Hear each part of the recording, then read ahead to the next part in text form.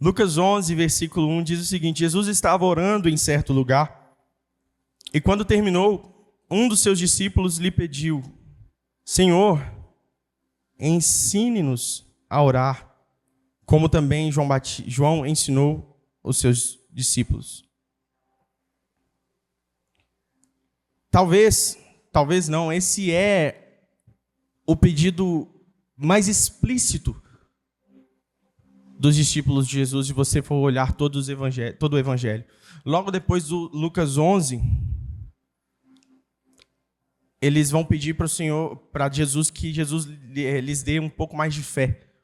Mas esse é o primeiro e o mais explícito, de tão importante que é a oração. Jesus, o próprio Jesus, ele tinha uma vida de oração.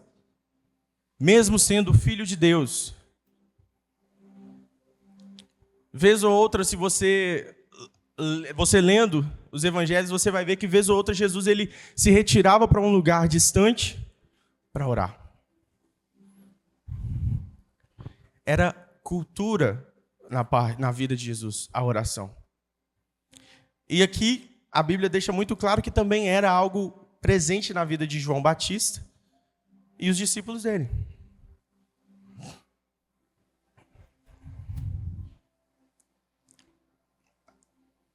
Como eu falei, a oração ela é um dos pontos cruciais no avivamento. Em Atos 1,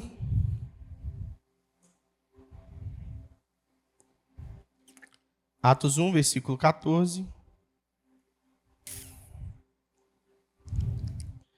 Isso foi logo após a ascensão de Jesus aos céus. E aí Jesus, ele ressuscitou, ele permaneceu durante um tempo com os seus discípulos, ensinando-os. E ele virou para eles e falou assim: olha, permaneça aqui.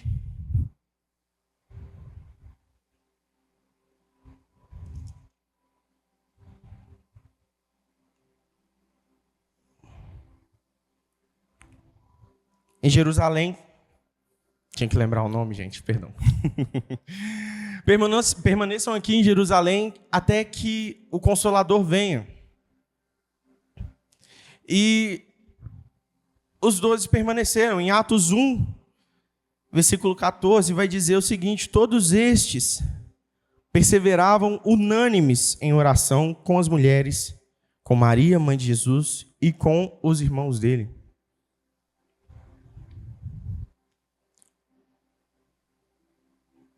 E logo depois, em Atos 2, a gente vê o cumprimento do derramar do Espírito.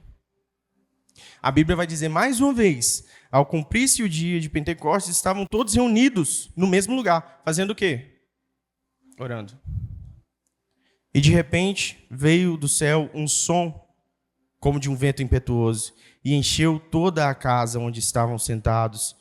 E apareceram distribuídas entre eles línguas como fogo, as quais pousaram sobre suas cabeças.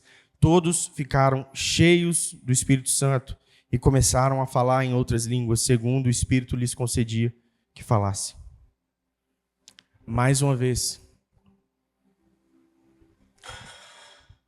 Antes da gente ir para o próximo texto, eu queria te fazer uma pergunta. Não precisa responder, para não passar vergonha.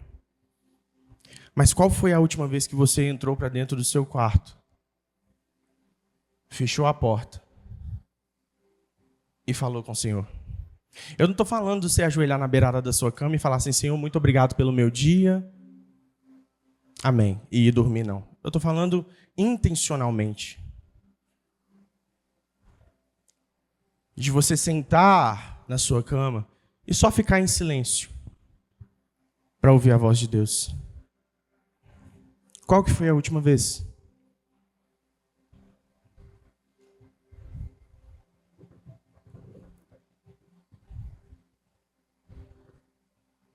Sabe, o Senhor, Ele tem saudade de quando nós entrávamos para esse lugar. E eu estou usando o quarto como exemplo, mas talvez seja o seu carro enquanto você está indo trabalhar.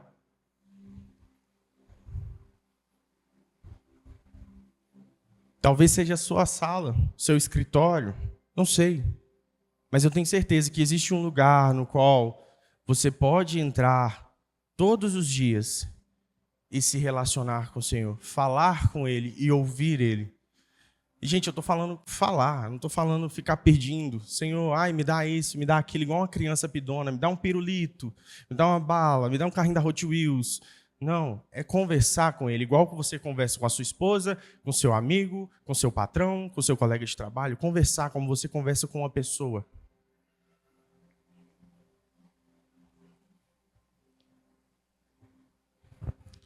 Você acha mesmo que Deus, sendo onisciente, onipotente, onipresente, Ele não sabe o que você precisa?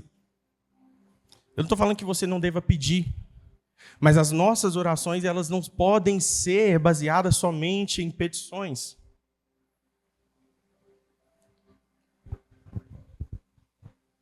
Principalmente se essas petições forem voltadas somente para nós. Porque a Bíblia vai nos falar que vocês pedem e não recebem porque pedem mal. Sabe o que é isso? A gente pede para o nosso bel prazer, para o nosso luxo.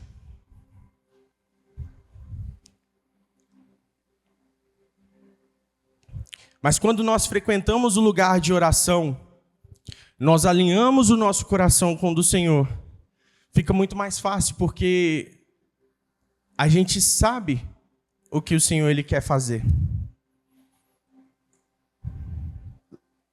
Lá em Amós 3,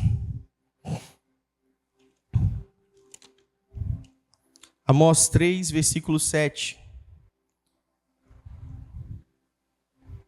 Diz o seguinte: certamente o Senhor Deus não fará coisa alguma sem primeiro revelar o seu segredo aos seus servos, os profetas.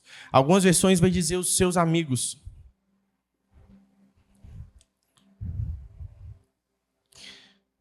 Será que o Senhor Ele pode te chamar de amigo? Sabe aquele amigo que você tem? Que quando você que já é pai, ou você que já é mãe, foi a primeira pessoa que você contou que vocês estavam grávidos? Sabe aquele amigo que é a primeira pessoa que você conta quando você recebe um aumento, ou sobe de cargo na empresa, ou compra um veículo novo, um carro, uma moto, uma casa? É esse tipo de amizade que o Senhor Ele quer ter conosco. O livro de Amós está sendo bem claro aqui quando ele fala isso. Cara, o Senhor Ele não vai fazer nada sem antes comunicar aos seus amigos ou aos seus servos. Nada. E aí entra outra pergunta: tem quanto tempo que nós não ouvimos a voz de Deus? Tem quanto tempo? Eu falei no começo, né, perguntando quanto tempo você não entra para o seu quarto, mas talvez você entre, mas quando você chega lá, você não ouve nada.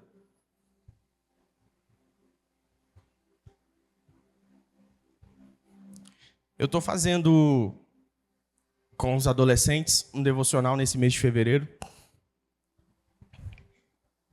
Eu ia compartilhar isso com eles, mas eu preferi deixar para aqui porque achei que faria mais sentido. No primeiro dia, o primeiro devocional, o tema do devocional é voltar ao primeiro amor. A gente leu Apocalipse 2. 2 o quê? Você lembra? 2, 4 e 5. E a oração era que o Senhor realmente nos levasse de volta ao primeiro amor e tal.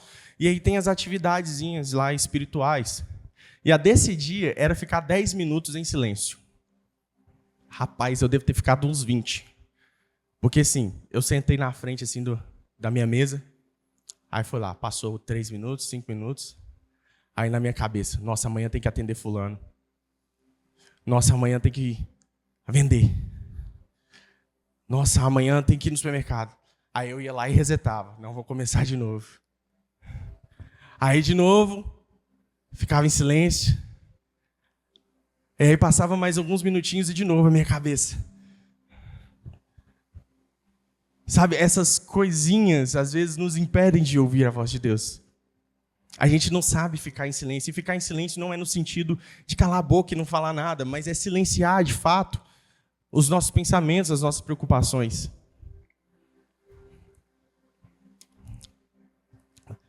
E aí a gente está falando, nossa, Senhor, mas tem 1 ano que eu não ouço a sua voz. Tem 1 ano que eu entro para dentro do meu quarto e não ouço nada. Aí Jesus está falando assim, meu amigo, mas também se você não calar a boca, como é que eu vou falar, né? Você conhece alguém chato que numa roda de conversa ele não deixa você falar nem 1 minuto? Ele sempre está interrompendo ou sempre tem algo para contar? Por muitas vezes a gente é esse tipo de pessoa com o Senhor.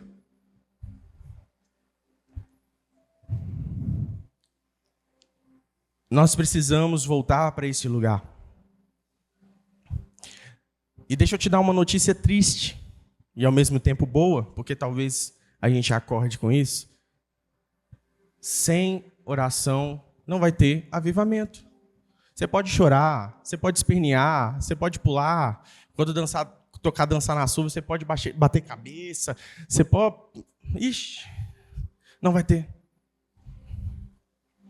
Sabe por quê? A oração, ela nos leva a um lugar de maturidade. Ela trabalha em nós a maturidade. E o Senhor, Ele não é irresponsável. Ele não vai nos dar algo no qual a gente não vai saber usar. E a gente está aqui esperando um avivamento para que a política do nosso país seja corrigida, para que a economia do nosso país cresça. Para que... São tantos motivos. Mas será que esses motivos estão de acordo com os motivos pelo qual o Senhor quer derramar o Espírito dele? Eu quero que Deus venha com avivamento, derrame o Espírito Santo na minha vida para que eu aprenda a falar em línguas. Que eu quero que o Espírito de Deus venha para que eu aprenda a profetizar. E sim, isso é resultado de avivamento, mas isso não pode ser o principal. O nosso grande problema é que, por muitas vezes, o avivamento para nós tem sido mais importante do que quem provê o avivamento. Parar de andar um pouquinho, gente. Por muitas vezes, o avivamento ele tem sido mais importante do que quem está derramando o Espírito. Sabe, eu gosto muito de usar o exemplo de criança, porque na inocência delas, às vezes, acontecem coisas tão engraçadas. Você já chegou no aniversário de criança, que você entregou um presente para ela assim, e na hora que você entregou, ela picou o pé e foi abrir o brinquedo lá com os amiguinhos? Sabe, Deus está doido querendo entregar presente para você. Mas talvez se Ele entregar, você vai fazer essa mesma coisa.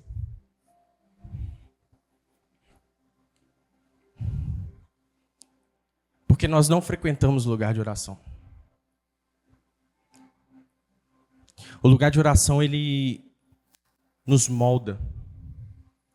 Porque, como eu falei, por muitas vezes a gente tem que aprender a ficar em silêncio. O lugar de oração, ele nos traz maturidade, porque por muitas vezes a gente tem que aprender que o que a gente está pedindo não é o que o Senhor quer nos dar. O lugar de oração nos traz disciplina, porque vai ter dias que você não vai ter vontade nenhuma de entrar lá no seu quarto para orar. Você vai estar morto de cansado, foi um dia extremamente estressante, a única coisa que você quer fazer é tomar um banho quente e dormir.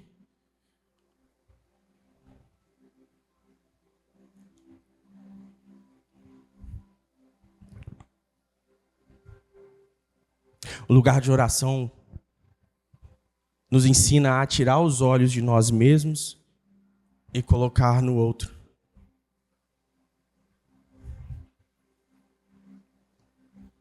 Sabe o que isso significa? Que você vai parar de entrar lá para só pedir as coisas para você e você vai começar a sentir o Espírito Santo, ele vai começar a induzir você a orar por outra pessoa.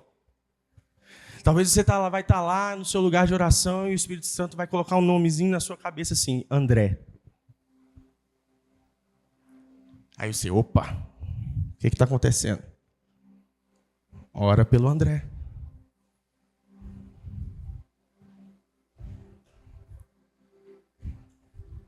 Sabe, a gente precisa, cara.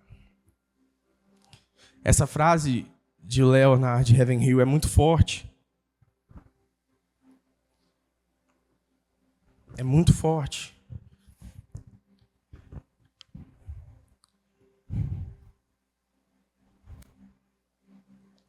Sabe, estar com o Senhor para nós, eu falei isso com os meninos uma vez, tem que ser tão importante, a gente tem que ansiar tanto por estar com o Senhor, quanto a gente anseia quando a gente está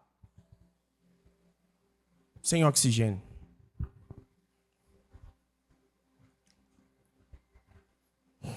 Alguém aqui já teve a experiência de ficar sem ar, seja por asma, por talvez uma pancada forte no peito?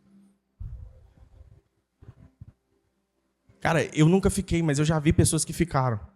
E eu, só de ver a pessoa que estava sem ar, eu fiquei desesperado, porque a pessoa chorava, não conseguia falar. Era desesperador para ela e até mesmo para quem estava vendo. Sabe, o Senhor para nós tem que ser dessa forma. Só que a gente quer colocar o Senhor no segundo, talvez no terceiro lugar. Ah, não, eu vou acordar aqui, vou fazer minha caminhada, ou vou para a minha academia. Aí eu chego em casa, vou tomar meu café da manhã, aí eu vou para o trabalho. Aí as demandas do trabalho só crescem, por muitas vezes você nem vai almoçar em casa. E aí chega em casa também depois do horário, porque você faz hora extra, porque as demandas estão assim, explodindo. E aí quando você pensa que não, já são 11h30 da noite, uau! E amanhã você tem que acordar às 5 horas da manhã de novo. E onde que ficou o Senhor nisso tudo?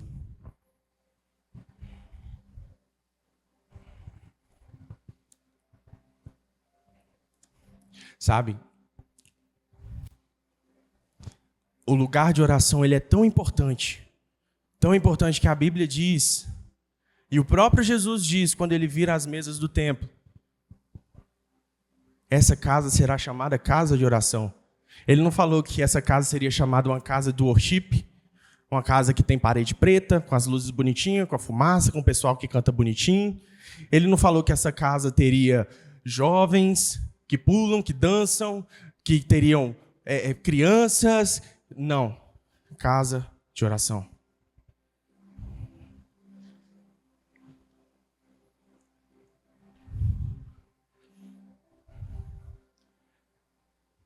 Mais uma vez na Bíblia, agora lá em Atos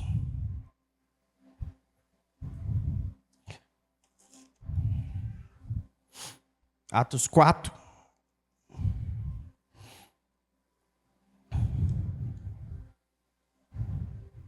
versículo 31.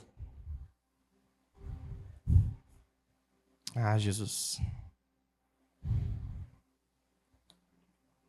Mais uma vez os apóstolos estavam reunidos e Atos 4:31 diz o seguinte: tendo eles orado, tremeu o lugar onde estavam reunidos, todos ficaram cheios do Espírito Santo e com ousadia anunciavam a palavra de Deus.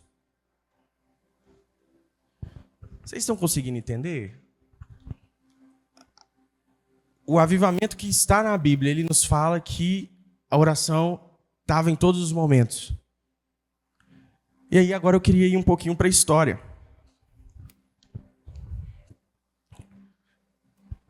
Todo mundo aqui já ouviu falar do avivamento dos irmãos moravianos? Não? Os irmãos moravianos, eles ficavam numa cidade com um nome muito difícil, por isso eu não vou tentar pronunciar, lá na Alemanha. E um belo dia o Senhor os impeliu a orar. Então eles começaram orações, turnos 24/7, que revezavam 24 homens e 24 mulheres, cada um 1 hora. Isso durou 100 anos. Isso começou lá em 1727. Em 21 de agosto de 1732, os 2 primeiros missionários saíam em missão. Deixa eu te falar uma coisa. Em apenas 30 anos, eles enviaram mais de 200 missionários por todo o mundo.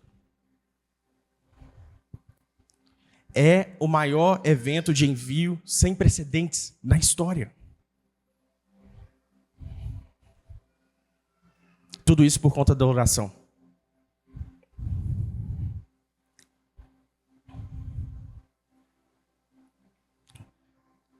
O avivamento na Inglaterra, de John Wesley. O próprio John Wesley não acreditava que a pregação seria eficaz sem a ação prévia do Espírito Santo através da oração. Ele começou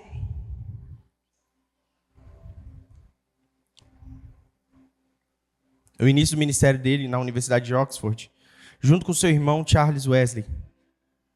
Eles formaram um grupo que se reunia diariamente, das 6 às 9, para oração, estudo e leitura da palavra. E aí John Wesley tem uma frase também muito célebre que diz o seguinte: Deus não faz nada senão em resposta à oração. Charles Finney, nos Estados Unidos. Esse eu achei muito interessante. Ele tinha uma equipe de oração que acompanhava ele.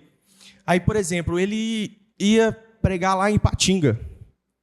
Essa equipe ia antes dele, às vezes semanas, e ficava em oração por horas, horas e horas e horas.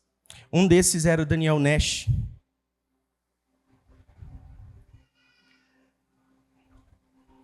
Ele se instalava em pensões.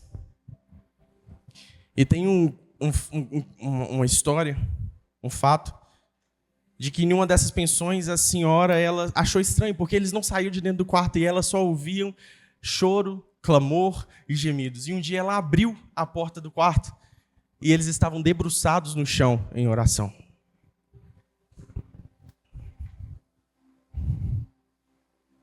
Charles Finney também tem uma frase: um avivamento não é um milagre, mas o resultado direto do uso correto dos meios apropriados. E o primeiro deles é a oração.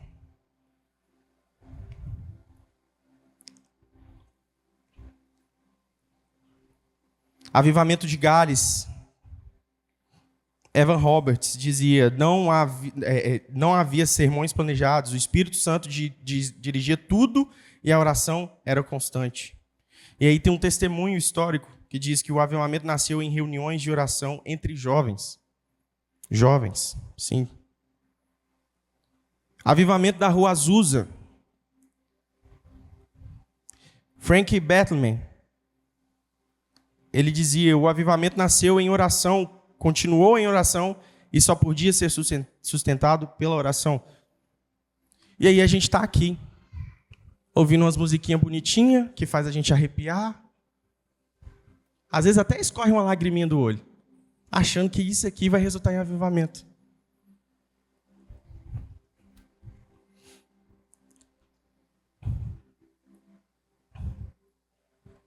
Quem aqui já é pai?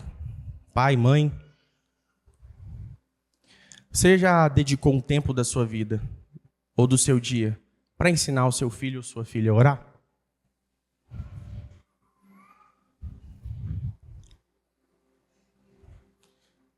O seu filho e a sua filha, ele pode ver em você um exemplo de alguém que ora?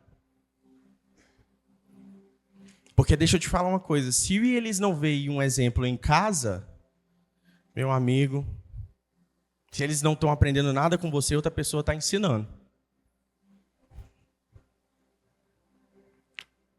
Nós precisamos nos posicionar.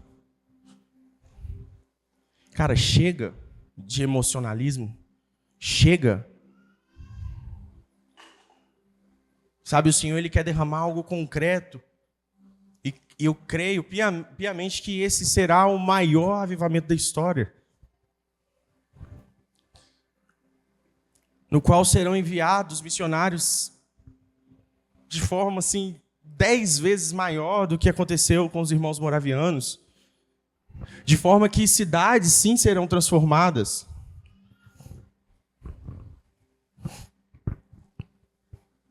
Mas quando isso acontecer, deixa eu te lembrar uma coisa, eu espero que quando chegar lá você lembre disso. O provedor do avivamento é mais importante que o próprio avivamento. Vamos voltar ao lugar de oração.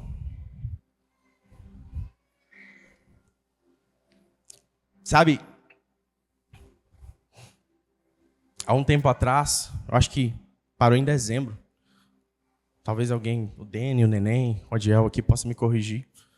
A gente começou um propósito de oração que a gente orava toda segunda-feira às 10 da noite. A igreja deve ter em torno de 150 membros cadastrados, mais ou menos. Se nessas reuniões de oração tinham 20, era muito. Porque não é prioridade para nós.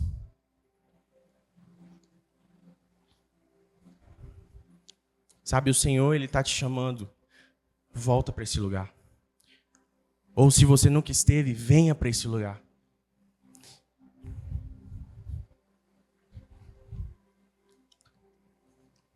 O Senhor, Ele quer usar muitos de vocês aqui nesse que Ele quer derramar sobre o nosso país, sobre o mundo.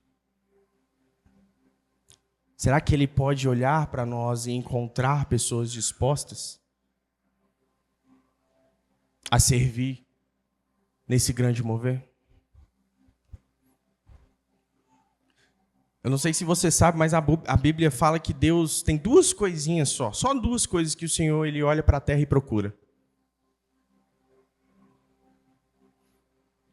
Alguém chuta dizer? Adoradores e intercessores. A única coisa.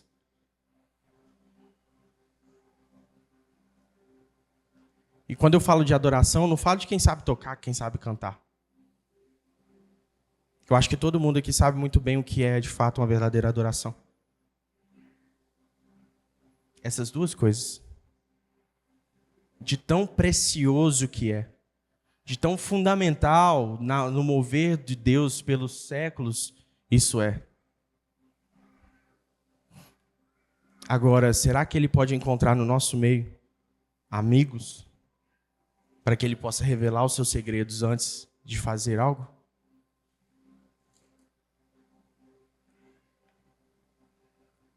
Eu não vou estender mais, eu gostaria de convidar a se colocar de pé.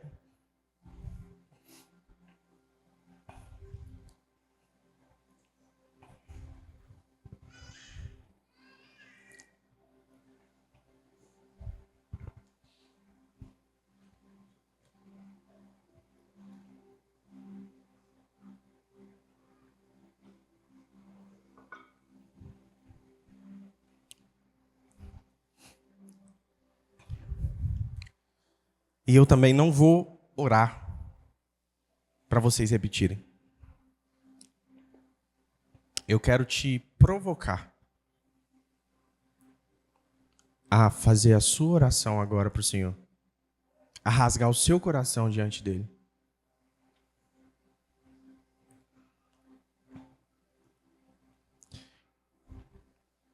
Como eu falei no louvor, a gente que está aqui em cima com o microfone na mão, está aqui só para dar um empurrãozinho para vocês.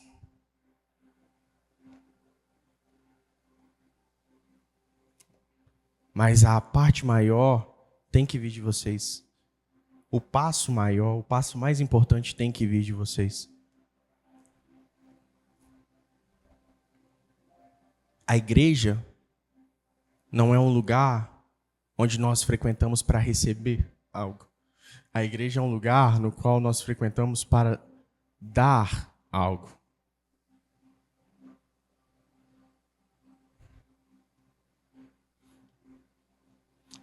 Você já foi em um jantar, um almoço, um churrasco, que seja, americano? Como que é organizado? Cada um faz o seu pratinho em casa e leva para compartilhar. É isso, é isso.